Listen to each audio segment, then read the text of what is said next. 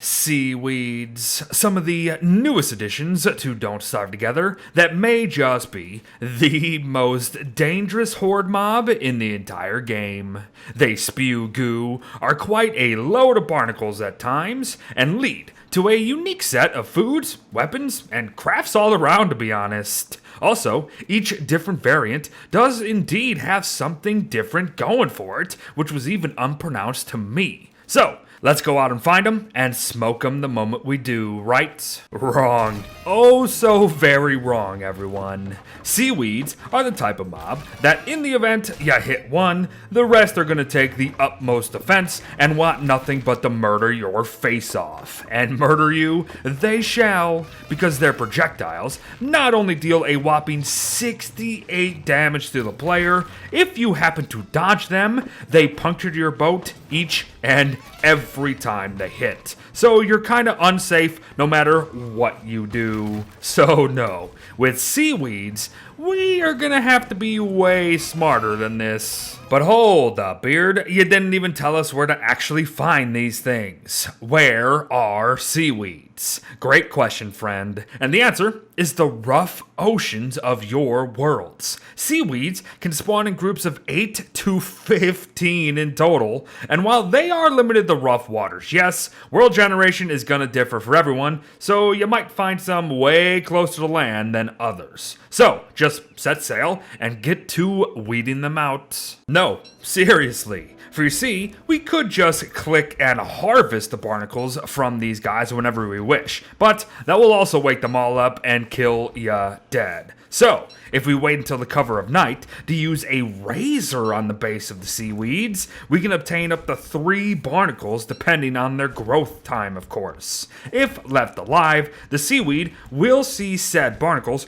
regrow anywhere between 2.5 to 4 days, which ain't too shabby. But note, there's actually 3 stages of growth to them, so it's going to take some time for all of it to come back. But barnacles could lead to some pretty mighty fine meals. So let's talk about them. And no, I'm not really talking about how they are on their lonesome, mind you, as raw barnacles will restore a measly 0 health, 12.5 hunger, and even -5 sanity, all the while its cooked variant is not much better, at 1 health, 12.5 hunger once more, and now 0 sanity. No. It's about the crockpot dishes. Like stuffed fish heads here. It will restore 20 health, 75 hunger, and 0 sanity. And that's not really that bad for a dish that can be made via a single barnacle, a couple of fish, or at least 1 fish that has a value of 1, and a filler that can be most anything besides veggies, really. But why no veggies, you ask? Well, that is because you may end up with barnacle pitas instead, a food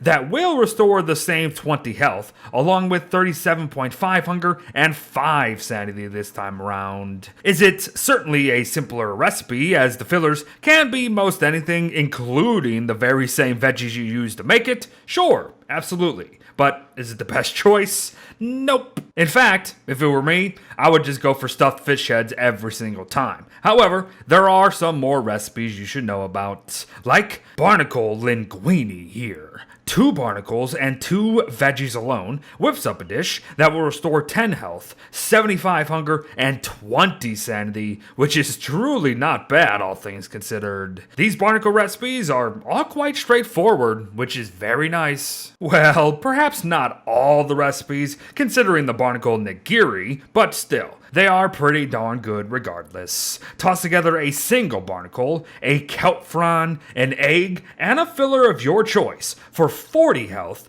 37.5 hunger, and 5 sanity each munch. And heck, if you are also farming kelp and have a bird cage set up, even this one ain't too hard to just continuously make.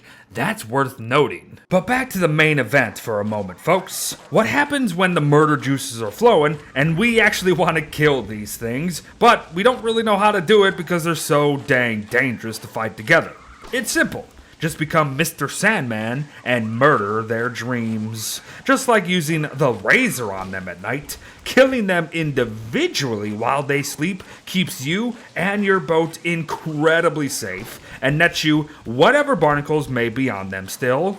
2 to 3 things called seed shells, with the yellow seaweeds actually offering 3 to 5 over the others, and a sea sprout starter.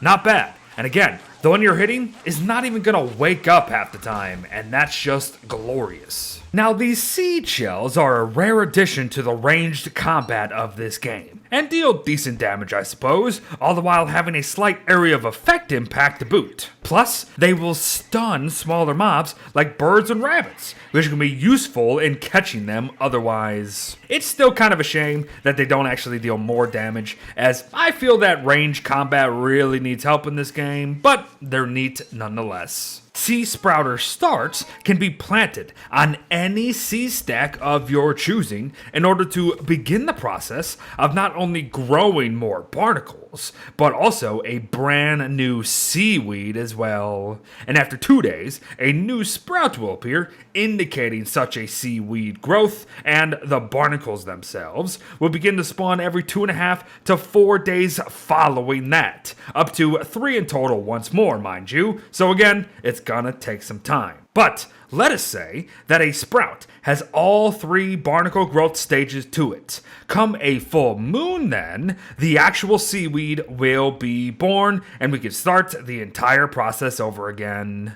Cool stuff. And we aren't done yet. All seaweeds release pollen every 2.5 to 3.5 minutes, and this not only attracts all ocean fish, it spawns the elusive spittlefish as well. Pink seaweeds actually spew the goo in 1 to 2 minutes, which is interesting. And if we were to catch a spittlefish, it would respawn in 4 minutes regardless of pollen or not. But note that spittlefish spawned by white seaweed variants respawn in but 2 minutes instead.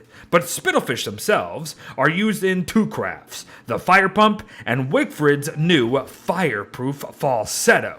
The fire pump is an ice flingomatic for our boats to help prevent fires, while the battle song, as we know, is kinda completely worthless at this point. So yup, that's all she wrote. But perhaps not, because one true final note at the end is this. Wormwood players rejoice, as you can harvest barnacles with ease and no worries, as seaweeds are not hostile to you. I wouldn't go hitting them still, but plant lovers indeed. And there you have it, everyone. The seaweeds of Don't Starve Together. A rather unique mob that certainly leads to a plethora of stuff. However, one that may not actually get the love it could very well deserve. You do gotta work for it, but barnacles are highly renewable and easy to harvest afterwards. Seed shells can even be right there too if you truly do want them, and the unique mechanics that just stem from them are worthy of the spotlight, I feel. Seaweeds are pretty darn cool.